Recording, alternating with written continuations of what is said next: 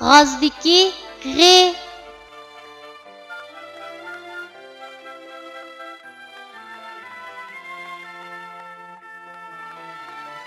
Bu harfning talaffuz qilinishi mundaq: g'i.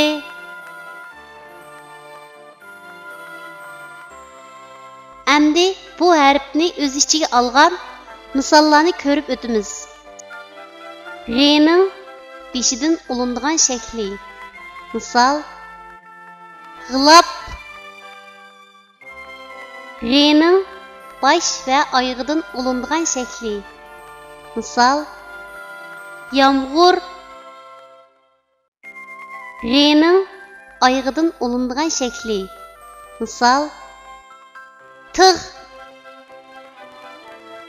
G'ning ayrim shakli. Misol: tog'.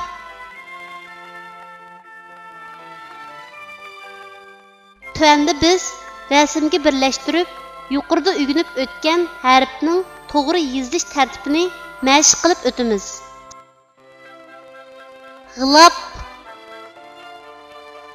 G'i harfining beshidan ulinib keladigan shaklning yozilish tartibi.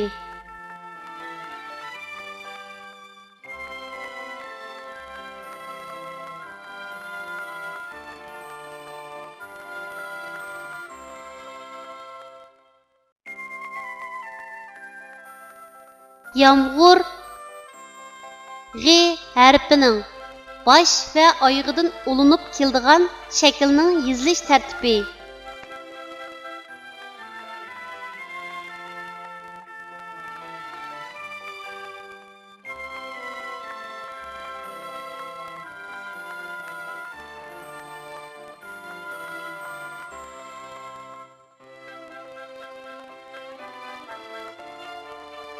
Tig'. G'i harfining oyog'idan ulinib keladigan shaklning yozilish tartibi.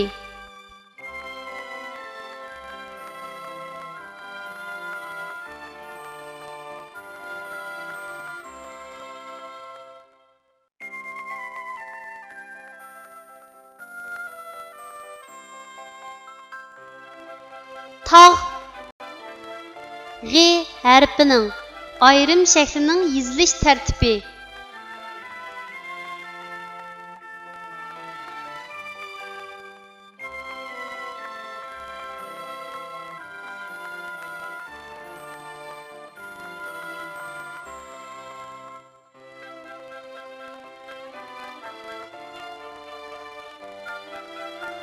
Kichik do'stlar, tuandagi so'zlarni menga aytib o'qinglar.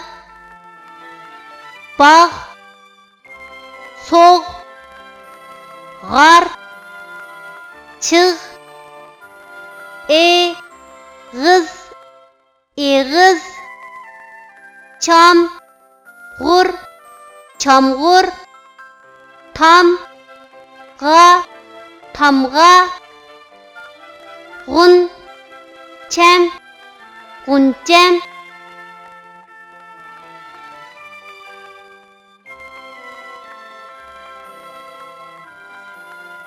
Bog'.